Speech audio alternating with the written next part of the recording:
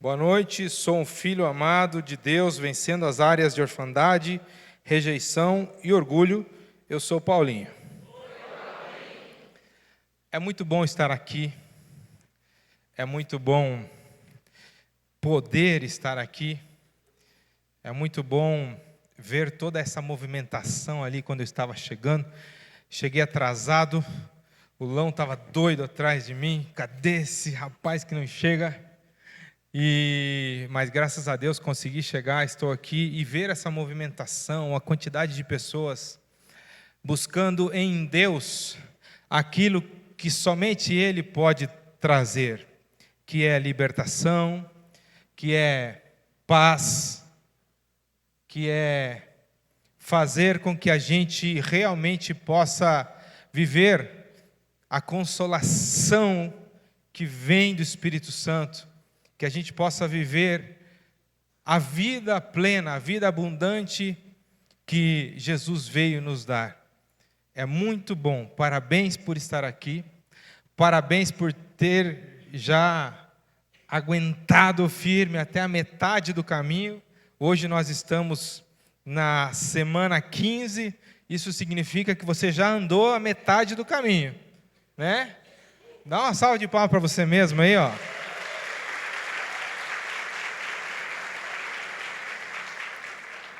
Eu não sei porque que eu mando dar salva de palmas. As palmas desencontradas me fazem mal e eu mando dar salva de palmas. Que coisa louca, né, Lão? Mas você merece essa salva de palmas aí, ó. 15 semanas firmes. Hoje nós estamos trabalhando a decisão 4, né? Depender.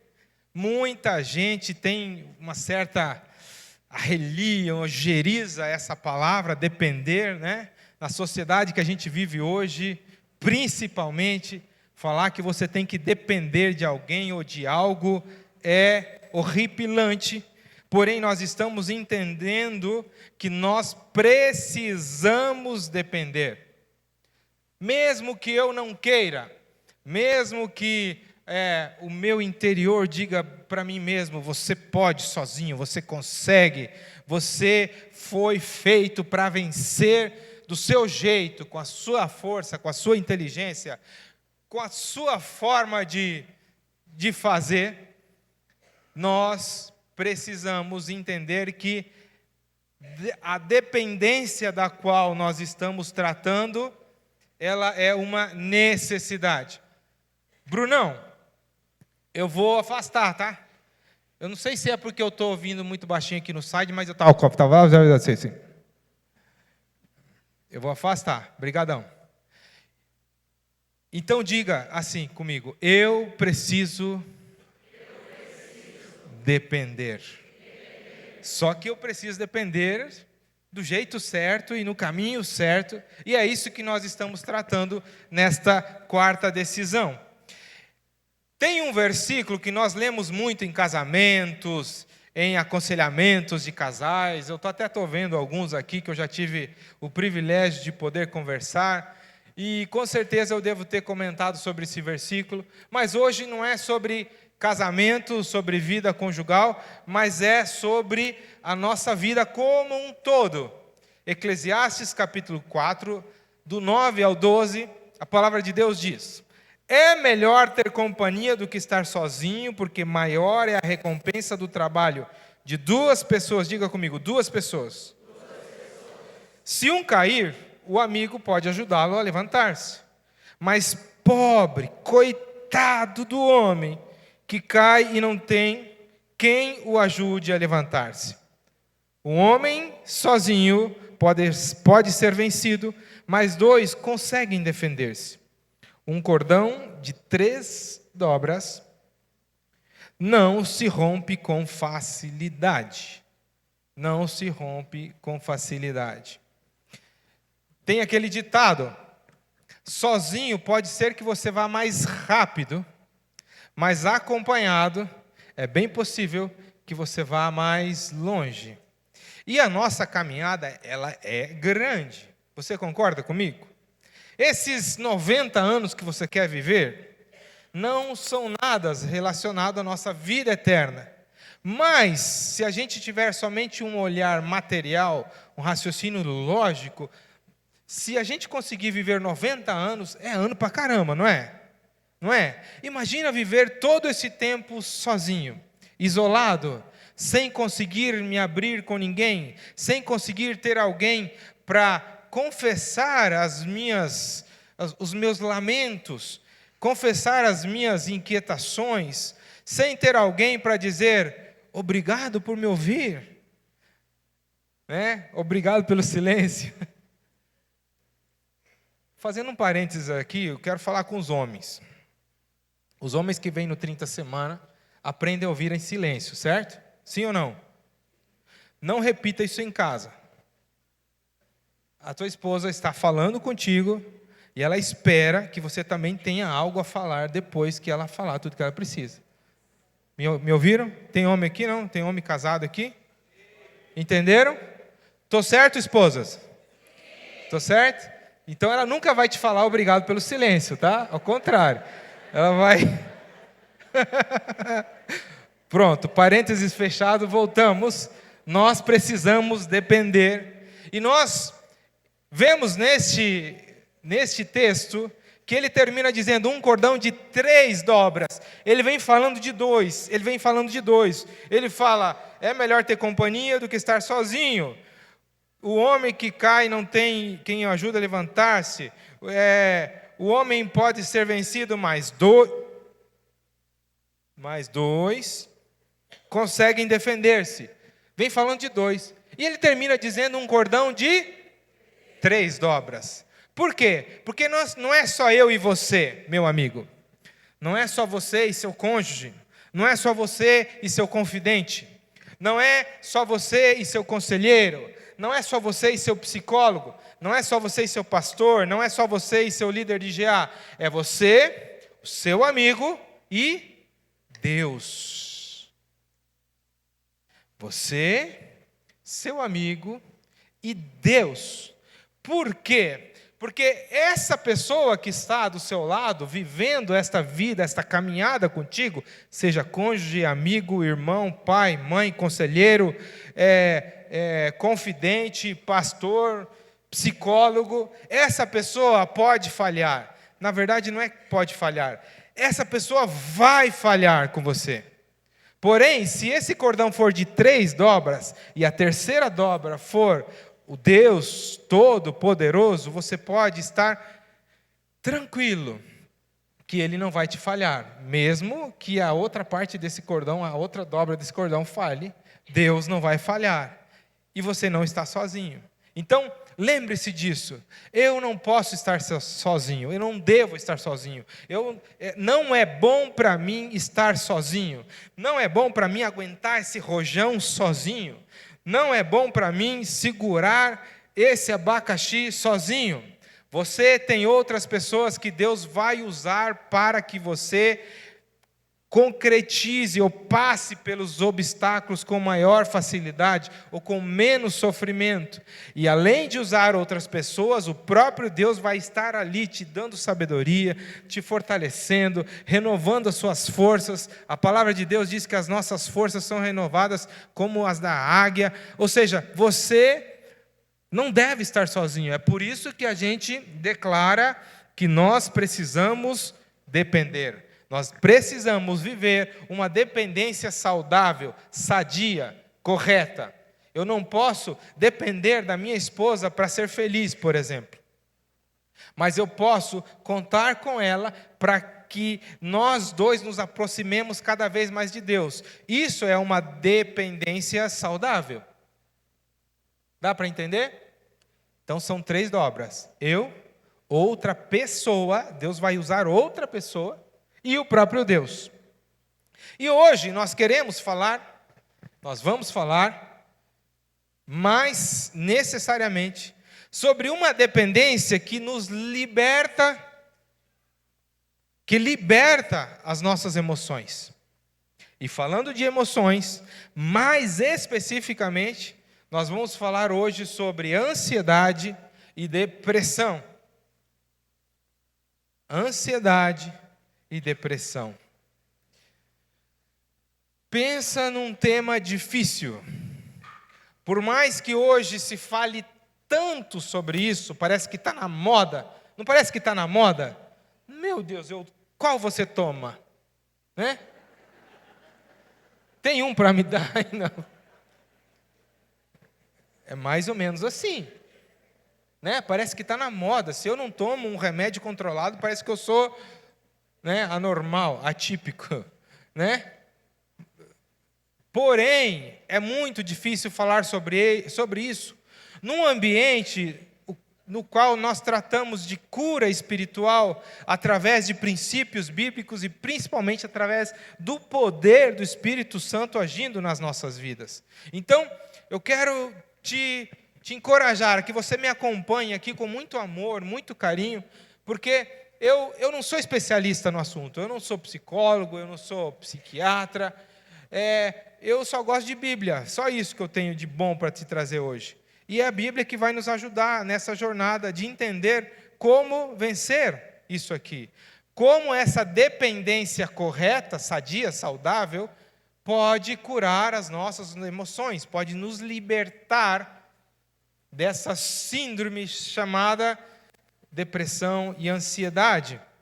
Uma das coisas muito importantes que nós precisamos levar em consideração, que eu brinquei aqui em relação à medicação, né? Brinquei, porém isso é muito sério. Nós, o corpo de conselheiros aqui da igreja, a direção da igreja, sempre entendeu de que Deus pode usar a medicina ao nosso favor. E nós temos aqui na nossa cidade ótimos psiquiatras que podem te ajudar a entrar num processo de libertação, inclusive através de remédio. Existem pessoas que entram na sala para serem aconselhadas e você começa a tentar um diálogo com a pessoa e o olho dela está vidrado assim e parece que você está falando e o que você está falando está ultrapassando ela. Alguém já assistiu Ghost aqui ou só eu que sou velho? Se lembra quando ela tentava e passava não lembro como que é o nome, o Patrick Swayze, né? Parece que a pessoa é o Patrick Swayze ali na minha frente, sabe? Se eu fizer assim, ó, a minha mão vai passar por dentro do corpo dela, que ela não está ali. Uma pessoa nessa situação, tudo que eu falava não vai funcionar, não vai entrar na mente dela, ela não vai conseguir tomar nenhum tipo de decisão. Então, Deus deixou para nós a medicina. Em muitos casos, se a pessoa não for corretamente medicada por um profissional sério, essa pessoa não vai conseguir entrar no processo de libertação. Ela não vai, porque o que conduz um processo de libertação? Decisões. Repita assim comigo: decisões. E muitas pessoas estão num nível tão avançado de depressão ou de ansiedade que ela não consegue decidir, tomar decisões. E em inúmeros casos, o caminho é um tratamento com medicação, com psiquiatra. Nós temos aqui na igreja vários psicólogos, psicólogas, que possuem inúmeras ferramentas que podem ajudar num processo de libertação.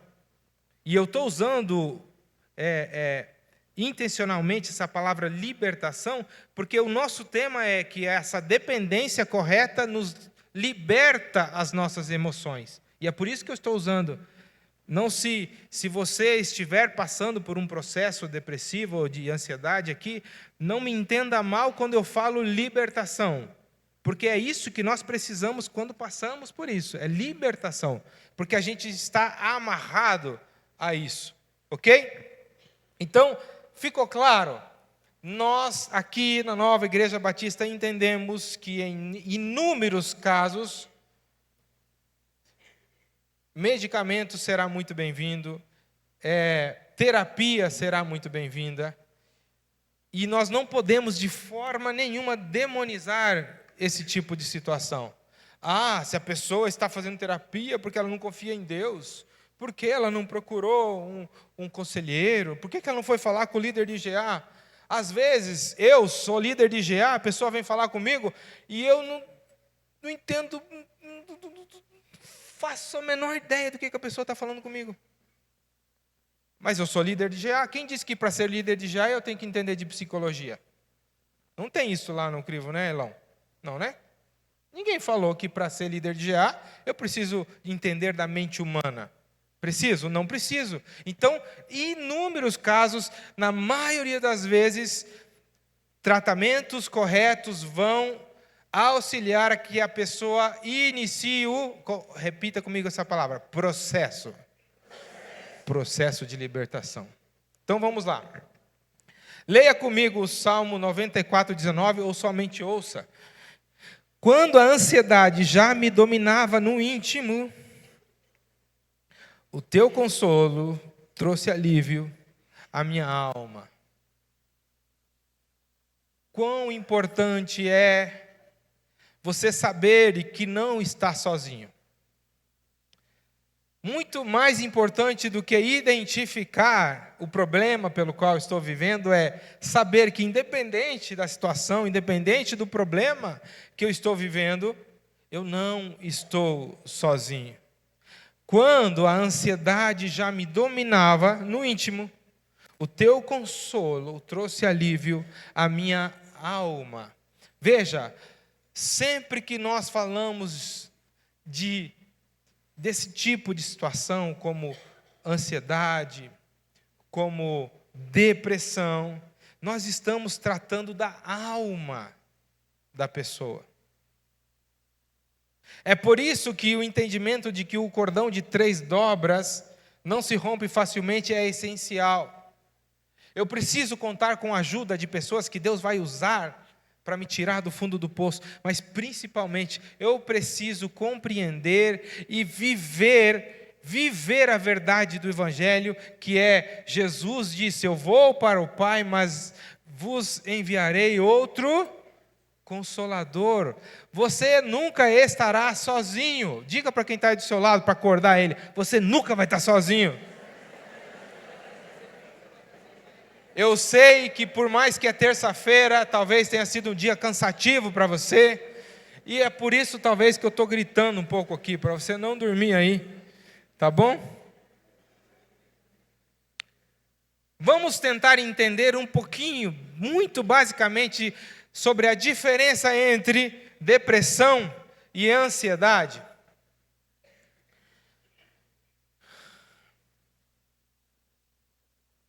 Talvez você conheça alguém que já passou ou esteja passando por um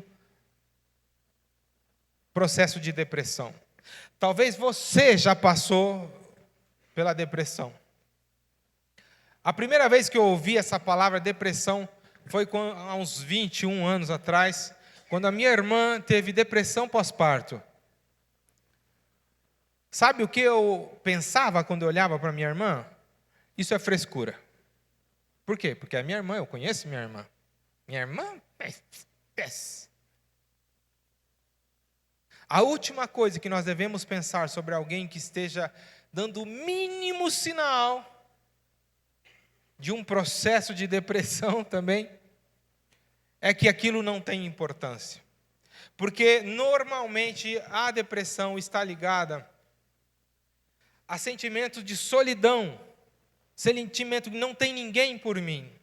E se eu consigo minimamente dar um sinal para alguém que eu confio, de que eu estou num processo de depressão, ou com alguns sintomas de depressão, e essa pessoa demonstra o mínimo de desprezo pela minha situação, qual vai ser a tendência do sentimento dessa pessoa que está passando pela depressão? Esse meu sentimento é verdadeiro. Esses meus pensamentos de que eu estou sozinho, de que não tem ninguém por mim, são reais. Então, a gente precisa entender que a pessoa que passa pela depressão, o príncipe... Obrigado, cara. Aí sim, como que é teu nome? Eduardo. Obrigado, Eduardo.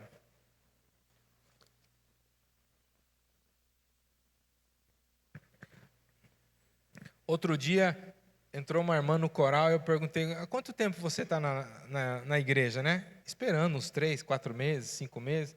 Ela falou 5 anos. Eu nunca tinha visto ela na igreja. Acredita uma coisa dessa? 5 anos. Eduardo, você não está... Cadê o Eduardo? Você não está na igreja há 5 anos, não, né? Ah, ufa. Não conhecia o Eduardo, olha só.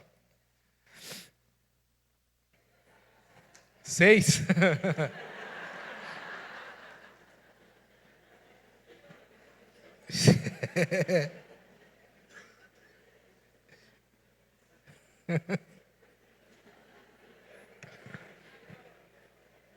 Ainda bem que eu não sinto vergonha, né?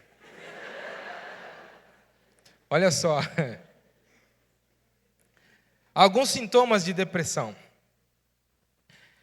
Interesse ou prazer diminuído em atividades corriqueiras. Comer muito ou comer de menos. Não querer comer. O mais normal que a gente vê é pessoas perdendo o apetite. Porém, o contrário também pode acontecer em alguém que está com depressão.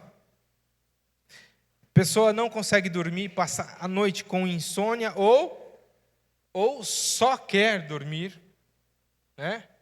Eu não sei você, mas na minha mente o mais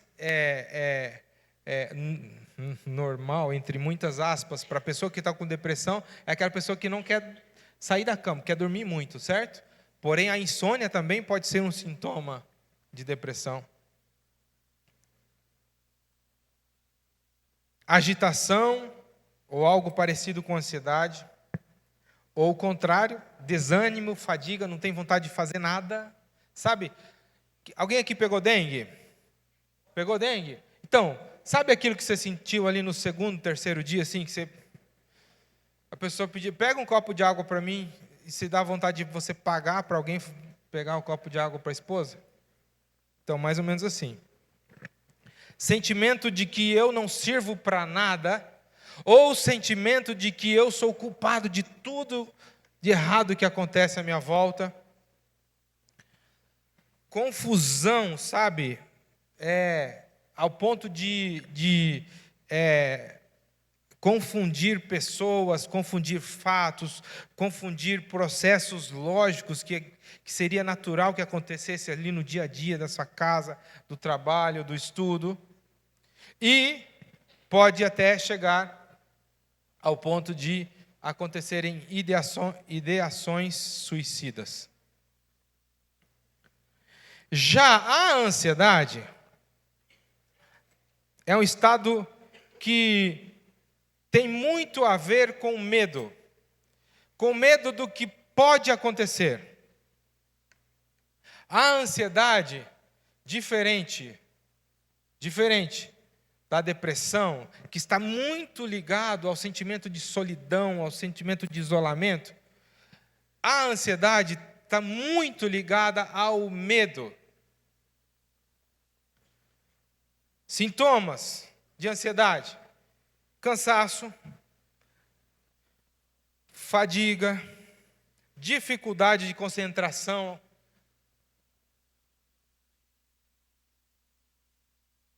talvez você não tenha TDAH. Dificuldade de concentração, lapsos de memória, irritabilidade, tensão muscular, sabe, ao ponto de desenvolver bruxismo, sabe? Também alteração no sono, sudorese excessiva, náuseas, diarreia, boca seca, mãos e pés frios e úmidos. Eu não sei se você já teve a oportunidade de acompanhar uma pessoa numa crise de pânico. A maioria desses sintomas aqui estão presentes numa crise de pânico. sensação de nó na garganta, sabe? Parece que estou ficando sem ar e vou ficar sem ar. Qualquer coisa assusta. E frequência cardíaca lá em cima. Se usar um relógio inteligente, vai ver que está 130, 120, 130, 120. Sem estar correndo, sem estar fazendo nenhuma atividade física. Algo que nós precisamos ter muito claro ao sair daqui, que momentos de tristeza ou momentos de tensão, todos nós temos. Você entende isso? Que é normal e saudável que você se entristeça em alguns momentos. Por exemplo, num luto. É esperado que você esteja triste, você fique triste por um tempo. Certo? Ou, perdi o emprego. É natural de que você fique estressado. Ou até podemos usar a palavra ansioso. E por que nós podemos dizer que é natural? Porque a palavra diz que nós devemos levar as nossas ansiedades, entregar as nossas ansiedades a Deus. Então, se Ele está dizendo para eu levar a minha ansiedade, entregar a minha ansiedade para Ele, é porque eu posso ficar ansioso em algum momento. Concordam comigo? Faz sentido para vocês? O que a gente não pode achar que é normal a pessoa se manter nesse estado e apresentar prejuízos nos seus relacionamentos, no seu trabalho, nos seus afazeres, nos seus estudos, e que está tudo bem, não, vai passar. Essas informações são importantes até para você sempre estar com alerta ligado, sempre estar se autoanalisando, sabe? Conversando com as pessoas que estão próximas de você. Lembra que nós falamos um cordão de 3 dobras? Sabe, fazendo análise. É normal, normalmente, é normal, eu digo. Não que seja normal, mas eu conheço muitos homens que quase não falam, têm dificuldade de contar, né, o que estão sofrendo, o que está passando dentro de si para as mulheres. Porém, quando a gente entende que nós precisamos viver num cordão de 3 dobras, você precisa criar alguns alertas dentro de você. Na sua mente, no seu coração. Olha, já faz 2 semanas que eu não estou com vontade de trabalhar. Que por mim eu ficava em casa de manhã todo dia. Opa! Não é só porque o trabalho é ruim ou porque você é preguiçoso. Pode ter alguma coisa aí. Ou, por exemplo, várias vezes durante uma semana aconteceu de você estar dirigindo e daqui a pouco a tua mão começa a suar, você começa a sentir que a sua mão está fria e a tua boca começa a ficar seca. E tem episódios assim, sabe, na semana tive 4 vezes isso, pastor. Será que pode estar acontecendo alguma coisa comigo? É um alerta. Entende? Então, volto a repetir. É normal que nós tenhamos momentos na nossa vida de tristeza e de estresse elevado. Sabe? O que não é normal que estes sintomas e vários outros que a gente poderia citar sejam duradouros ao ponto de atrapalhar ou interferir nas nossas relações interpessoais, no nosso trabalho ou nas nossas atividades diárias. Então, como nós podemos lidar com a depressão e a ansiedade? Primeiro, olha o que diz na primeira carta de Pedro, capítulo 5, versículo 7. Lancem sobre ele toda a sua ansiedade, porque ele tem cuidado de vocês. Como eu faço para lançar minha ansiedade sobre Deus? Estou me sentindo ansioso, vou lá e deito. E fico. Como eu faço? De que forma eu posso lançar minha ansiedade sobre Deus? Ninguém se atreve? Como? Orando. falando para Deus: Deus, eu estou me sentindo ansioso, eu não quero isso para a minha vida. Eu não quero isso para a minha vida, Deus, me ajuda, me dá um caminho, coloca alguém na minha vida, faz alguma coisa, me ajude, Deus, eu não quero isso para mim. Rompa o silêncio, vença o orgulho. E quando eu falo de orgulho, eu estou falando de experiência própria. A gente não é só orgulhoso com as nossas esposas, com os nossos amigos, com os nossos líderes, não, a gente é orgulhoso com Deus. Quando a gente não se abre para Deus, quando a gente não fala para Deus que a gente precisa de ajuda, a gente está sendo orgulhoso. Quando a gente é casado e não tem coragem de relatar, não é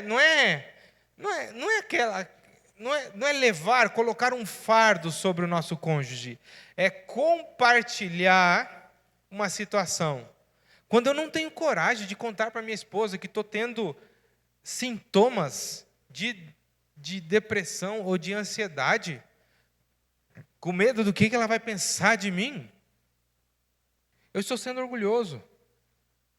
Quando eu tenho a oportunidade de ter um confidente e não tenho coragem de fazer uma autoanálise e compartilhar com ele: olha só, na lição 15 lá, eu percebi que eu estou tendo alguns sintomas disso aqui. Quando eu não tenho coragem de abrir isso para um confidente, eu estou sendo orgulhoso. E Deus não vai poder usar essa pessoa para me ajudar. Está certo o que eu falei? Não estou certo. Para Deus não tem nada impossível. Eu errei. Deus vai poder usar. Mas Ele quer que eu fale. Porque se Ele não quisesse que eu falasse, Ele não ia colocar isso na Bíblia. Percebe? A mesma coisa que aconteceu na ressurreição de Lázaro. Quando Jesus chegou em frente ao túmulo, Jesus não poderia fazer Lázaro aparecer para fora do túmulo? Poderia ou não poderia? Poderia. Ou ele não poderia olhar para aquela pedra se sumir assim, tipo coisa de filme? Poderia? Jesus não poderia ou não poderia? Porém, como havia alguns homens ali dando sopa, olhando de curioso, o que ele falou? Ô galera, tira essa pedra aí. Vocês têm força, vocês conseguem. Isso é natural, isso é coisa que o ser humano consegue fazer. Então, façam. Não existe nada impossível para Deus, mas Ele colocou algumas dicas para nós, aqui na Bíblia, de como sermos abençoados. E uma das dicas que Ele colocou é: rompa o silêncio, peça ajuda, fale, não seja orgulhoso. Diga para você mesmo aí: não seja orgulhoso, vença o orgulho. Parou? Em segundo lugar, nós precisamos entender que o nosso passado é o nosso passado. Ele não é o da minha esposa, não é do meu filho, não é do meu pastor, não é do meu conselheiro, não é do meu psicólogo. É meu passado, meu passado. E quando eu digo meu passado, significa que quando eu olhar para ele, eu terei lições a serem tiradas. Principalmente lições, mas não só lições. Eu posso encontrar explicações, motivações para aquilo que eu estou vivendo agora. Olhando para o meu passado, sem um olhar de procurar culpa, de procurar fardo, de procurar trazer para mim aquilo que pode me dar desesperança. Quando eu olho para o meu passado, procurando algo que pode me trazer esperança, mesmo que aquilo que esteja no meu passado seja um abuso, mesmo que aquilo que está no meu passado seja um luto, seja uma perda, enfim, aquilo pode me ajudar no processo de libertação da ansiedade e da depressão. Quando eu olho para um passado de uma forma correta, de uma forma direcionada pela palavra de Deus, pelos princípios da palavra de Deus. E o maior princípio que eu tenho na palavra é: olho para trás, procurando aquilo que me traz o quê? Esperança. E aí eu coloco esse parênteses para que você entenda. Mesmo que aquilo que está lá atrás seja doloroso, ou tenha sido doloroso, quando eu faço essa retrospectiva com esse olhar correto, Deus vai trazer para mim cura. Já começou a escrita das memórias? Então não vou falar sobre isso agora. Reflita, você tem expectativas? Não é eu, estou no lugar errado. Onde que eu estou? Para o passado. Há alguma memória? Há alguma memória difícil em sua vida? Um abuso, uma traição, uma rejeição, uma palavra dura, um rótulo imposto. Um rótulo imposto. Rótulo imposto. Isso é tão normal de acontecer. Tão normal. Reflita sobre isso. Terceiro lugar. Tenha as melhores expectativas para o futuro. Olha o que diz em Lamentações, capítulo 3, versículo 25. O Senhor é bom para com aqueles cuja esperança está nele, para com aqueles que o buscam. O que é ter uma correta esperança ou expectativa sobre o futuro? Não é olhar para o lão, olha, eu vou virar amigo do lão, porque lá na frente eu posso precisar do lão e o lão mexer os pauzinhos e fazer com que eu me dê bem. Isso é uma correta expectativa para o futuro? Ou eu vou casar com uma mulher rica, aí eu estou de boa para a vida toda. Isso é uma correta expectativa para o futuro? Vou fazer uma boa poupança, vou investir, fazer um bom investimento para que meu filho possa fazer a melhor faculdade que ele puder escolher, e que ele vai escolher tal faculdade. Isso é uma boa expectativa para o futuro? Sobre o que nós estamos falando? Tendo o texto que eu li como base? Está correto isso? Qual é a melhor expectativa para o futuro? Deus está nele. E a vontade dele é boa, perfeita e agradável. Agora olha só, a vontade de Deus é boa, perfeita e agradável para quem? Para quem? Para nós? E se ele quiser que eu vá para a África ser missionário, isso para mim não vai ser nada agradável, e a vontade dele. E daí? Está errado? Para quem que é a vontade boa, perfeita e agradável? Para Deus. Só quem é perfeito é quem? Só é perfeito quem? Então não pode ser para mim. Para mim nunca vai existir nada perfeito. Talvez para mim, perfeita é a Michele, minha esposa. E aí amanhã eu dou lugar para o diabo e aparece uma mais perfeita. Pronto, acabou. Viu? Não tem nada perfeito para o ser humano. Então, se a palavra está falando de uma vontade boa, perfeita e agradável, ele está falando da vontade do próprio Deus. Então, uma boa expectativa para o futuro, conforme, vou repetir, o Senhor é bom com aqueles cuja esperança está no Senhor. É assim que se lê esse texto. Para com aqueles que buscam o Senhor. Então, se você está olhando para o futuro, buscando a Deus, e olhando para Deus nesse futuro, a palavra de Deus nos afirma que a vontade do Senhor para mim e para você é boa, perfeita e agradável.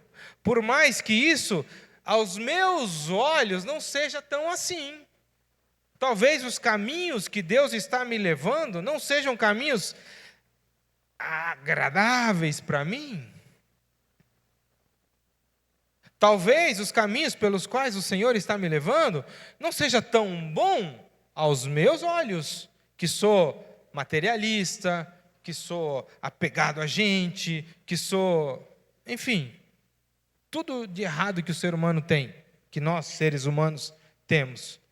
Mas aos olhos do próprio Deus ela é boa, perfeita e agradável. Reflita, você tem expectativas em relação ao seu futuro? Aí eu acrescento, essas expectativas estão corretas? Porque talvez as suas expectativas sejam, quero me formar, ou quero casar, ou quero trocar de carro, ou comprar um carro, ou... Tudo isso a gente pode ter e deve ter, tá certo? O que não pode acontecer é o depender da realização desse tipo de expectativa para estar bem. Por quê? Porque eu vou me frustrar, não é eu posso me frustrar. Eu vou me frustrar. Vai dar errado alguma coisa, não vai, Lão? E daí? Se eu estou dependendo disso? Agora, aquele que é perfeito, não falha. E se a vontade dele é boa, perfeita e agradável, e eu me posiciono, eu posiciono as minhas expectativas, deposito as minhas expectativas nele, que não falha, eu nunca vou entrar num processo de ansiedade. Olha o que eu estou afirmando. Por quê? Porque as minhas expectativas não estão na minha esposa, no meu filho, no meu patrão, no meu empregado, no meu pastor, muito menos no pastor, né? Bora lá. Vença o medo pelo amor. Eu sempre uso a seguinte analogia.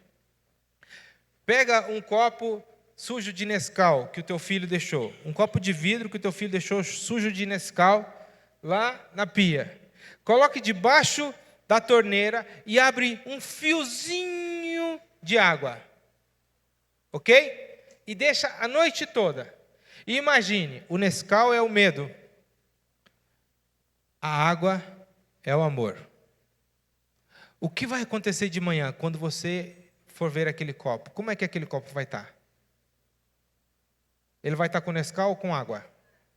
Não vai ter nem resquício do Nescau. Por quê? Porque o perfeito amor expulsa, tira fora, manda embora o medo. Qual a melhor forma de eu lutar contra o medo? Me enchendo do quê? Do amor de Deus. E não é somente aquele amor utópico de, Deus me ama, Deus quer o melhor para mim. Não, Deus usa pessoas para demonstrar esse amor por mim. Deus me usa para demonstrar esse amor por pessoas. Ou seja, existem vários caminhos para eu me encher desse amor que expulsa o medo. Amém? E por último, aprenda a vencer o orgulho em relação àquilo que você recebe.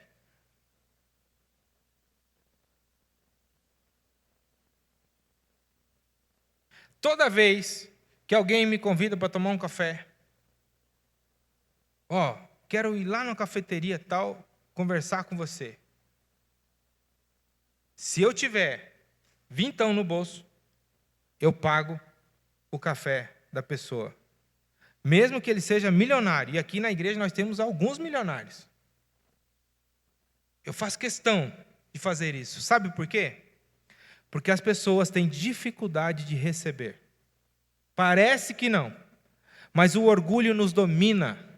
O orgulho faz com que nós caiamos na tentação de achar que somos autossuficientes. E olha o que um processo de uma pessoa do meu nível econômico pode fazer com alguém que tem muito dinheiro num café. Ele vai sentir um comichão, assim, sabe? Vai começar, nossa, o Paulinho está pagando um café para mim. Isso quebra orgulho. Experimente fazer isso quando o milionário te chamar para tomar um café. O quê? Gente, vocês estão dando risada, mas talvez tenha alguém do seu GA que é milionário. E estou falando milionário de verdade, não é aqueles milionários que que juntou 1 milhão no CDB. Não, milionário de verdade. E eu estou falando de algo que enche as clínicas de psiquiatria e de psicologia e os pronto-socorro. O orgulho. O orgulho. Não sei se você prestou atenção, mas eu comecei dizendo que sou um filho amado, vencendo a orfandade, a rejeição e porque toda a minha lista, que é enorme, que vem depois disso, ela só está ali por conta do orgulho. Amém? Fique de pé, por gentileza. Olha o que diz em Lamentações, capítulo 3, versículo 20 e 26. Quero trazer à memória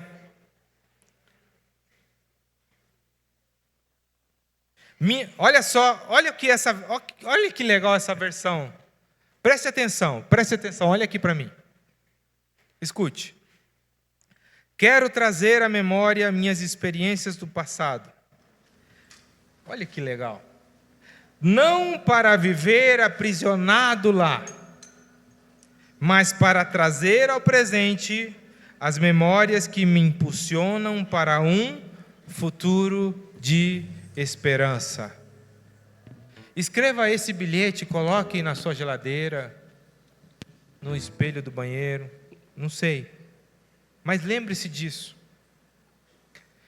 Visitar o passado da forma correta pode ser um ponto de partida para a sua libertação. Romper o silêncio. Falar com Deus, falar com pessoas. Dizer para Deus o quanto você é dependente dEle.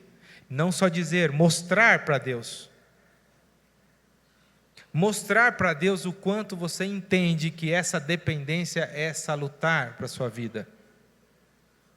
Vai te fazer bem e vai te impulsionar no processo de cura, de libertação.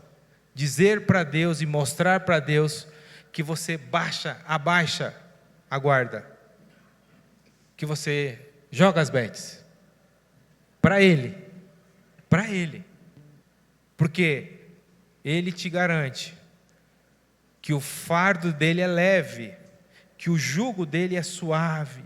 Quando Ele está dizendo que o jugo dele é suave, Ele não está dizendo que não vai ter algo aqui em cima da sua cabeça com um certo peso para você carregar um arado, não é isso?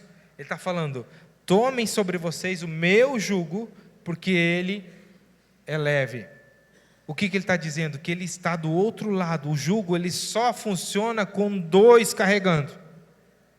Então você não está sozinho. Diga aí para você mesmo, eu não estou sozinho.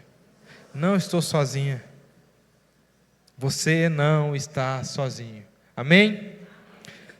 Eu não vou falar obrigado por silêncio, porque vocês fizeram bastante barulho hoje, mas obrigado por me ouvir. Vamos louvar a Deus.